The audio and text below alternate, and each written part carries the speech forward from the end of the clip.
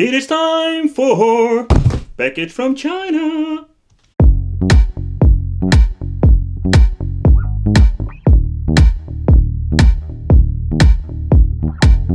Welcome back to the channel, welcome back to the Wicked Gamer and Collector. It's awesome that you're tuning in. So in today's video we are going to talk about the retro game once again. So for the people who are new to the channel, don't forget to subscribe to the channel, hit the little bell and become one of the Wicked family. And yes, we are back with a new version. They keep making revision of this device. So first of all, this one has the analog stick like the previous model, but this one is the famous one with the 60 frames FPS screen. A lot of people were requesting. So we do a little tour around the box, and as you can see, basic information about the product itself. And fun fact, I think this is basically the same box they are using from the beginning area, only they slapped a little sticker on it. That's lazy. Alright, so let's open it up. Let's see what we're going to get. It comes with the system. Plastic. It comes with this deluxe Chinese toilet paper manual, and we have an AV out cable. So yeah, we're going to test it out in this video, but no USB cable for charging. But nevertheless, normally you're going to get this one too. Ta-da! Oh yeah! Alright, so the system is basically the same. We're going to do a small overview for the people who are new to the channel. Here at the left side we're finding the D-pad, and I can already tell you the D-pad, I love this. This is one of the best D-pads you can find on these Chinese portable systems. And very short travel, and this is very responsive. We having two buttons, most of the time it's like start or giving a credit with arcade games. The analog stick is in a very weird position, simply because if you need to hold it like this is not going to be very comfortable. At the right side we're finding the A, B, X and Y, and we having this little speaker. I must say these are pretty loud. Realizing my desk is a little bit filthy, but nevertheless, alright. Here at the bottom we can find some little connections like the headphone, the CF slot. I'm putting my hand in the wrong position of the camera, but the CF slot input, and this is the reset button, and yes, you're going to need it sometimes. At the right side we're having the volume scrolling wheel, and at the top we're finding the old school USB mini. Yes, they're still using USB mini on this device. Two shoulder buttons, and we having here the brightness control and the AV out we are going to try out. And at the left side we're finding the on and off switch. Let's hold it and let's see what's going to happen. Alright, so the screen itself is an IPS screen, so in other words it has a very nice view angle. It is indeed not bad at all. It's a little bit hard to film on the camera, but you're getting the idea. So this thing still has the original firmware. I just wanted to show you what you're going to get. Alright, let's go to the games. Still, even with the original software, it has a wide range support of systems. And one of the first things that I'm noticing, there is no PlayStation support in the list itself. So you can listen to some music, watch a pretty picture, and you can browse the files over here.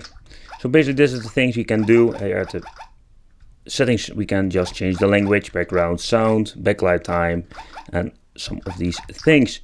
Right, as you can see it's a 60 gigabytes edition, and we don't have a lot of space left. It's the first firmware version. So this is what you're going to get. So at the back we're finding the battery compartment. So you need to unscrew this little screw. It's always fun to open this thing up. So if you want to replace the BP5L battery, you can just easily doing it like this. And what you can see over here, we can find the CF slot. So if you're wanting to upgrade in another software version, yeah, you can just basically pull it out, reformat it, and it's like magic. But it's very easy to reach. In the previous models it was a little bit of an issue. I'm very happy they are using this very huge 800 milliamp, and yeah, I think it's huge. Yeah, of course, it can always be bigger, but I don't know if there is a replacement battery that you can fit in that is a little bit bigger. Just give you a couple of hours playtime. So let's put it back together and let's go. Alright, so let's play a little bit of MAME. How is it running on the original software? The scrolling wheel is a little bit annoying to reach. This maximum volume. A little bit disappointing for this one single speaker.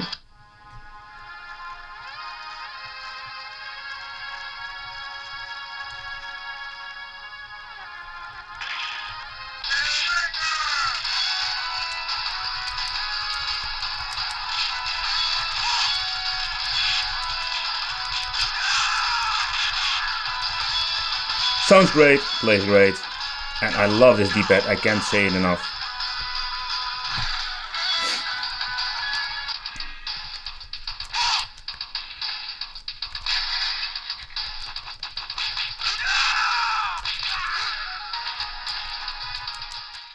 When pressing both buttons, the start and select, you can go to this menu. You can exit the game, but you can also change the settings. Yeah, you can change the full screen, but I cannot recommend it, otherwise you're going to get this weird screen. It's not. And no, you cannot change the 4:3 or 60:9 aspect ratio. You can swap the buttons if you want, and instant archive. In other words, quick load, quick save. You can already see that it's not running perfectly on the original firmware. Sound is not the best. Analog stick is very responsive, but I'm a D-pad guy, and as you can see, man, it works instantly.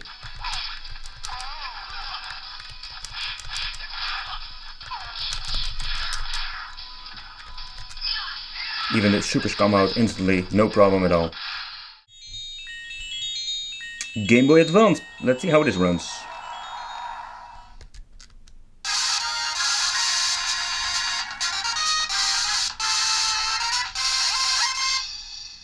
That doesn't sound good. That doesn't sound good at all with the original firmware.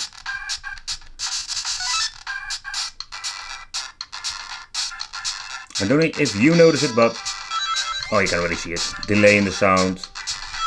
Sound is not correctly. So playing on the original firmware is not a very good thing if you want to play GBA.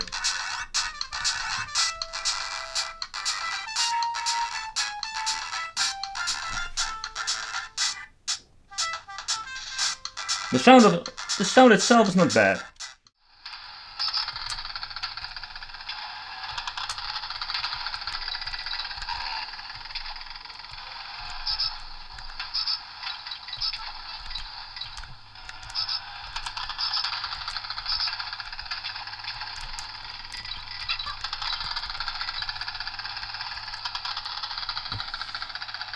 Not bad at all.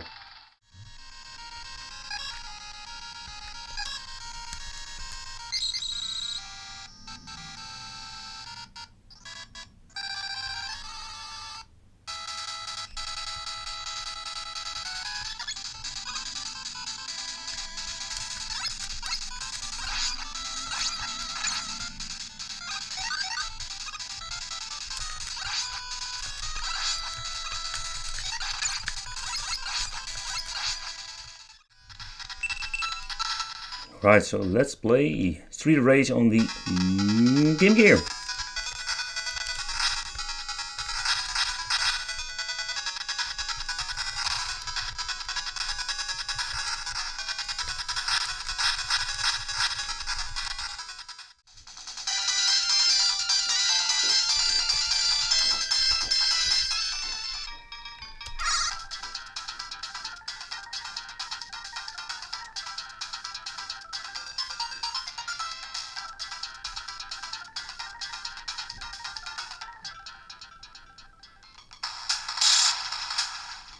The screen is beautiful, very vibrant, colorful, and no weird screen tearing.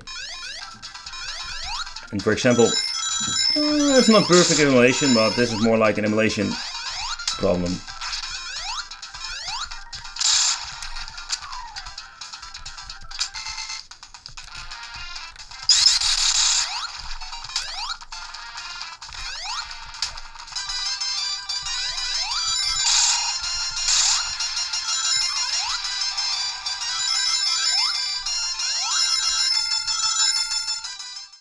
Alright, so when you want to activate the TV out, first of course you need to plug in the cable, go back to the main menu, settings, and then you can go to the TV out mode.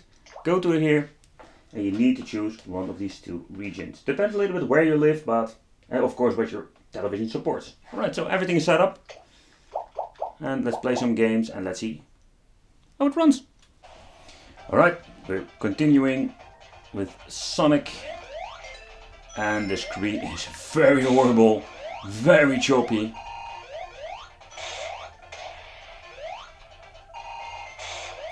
Is this playable? I cannot recommend somebody. Again, this really old AV out and it looks pretty horrible. It's a fun option though, and I can already tell you I can play more games on Mega Drive, some even having support for TV out, so it's basically pretty useless if you ask me. Alright, so this is what we're going to get out of the box. You can see it's running pretty decent, but it can be better, so I recommend you just download the Oberdingux or just buy a portable system that has this software already pre-installed if you don't know how to do this. Because it gives you way more options like emulators and even some awesome homebrew games. But in general, out of the box, not bad at all. The 60 frame EPS screen is beautiful and it's a big improvement over the last edition. I will make more videos about the retro game, or better said the retro game family, because there are a lot of stuff to talk about. For now, don't forget to subscribe to the channel, become one of the Wicked family, and see you in the next video.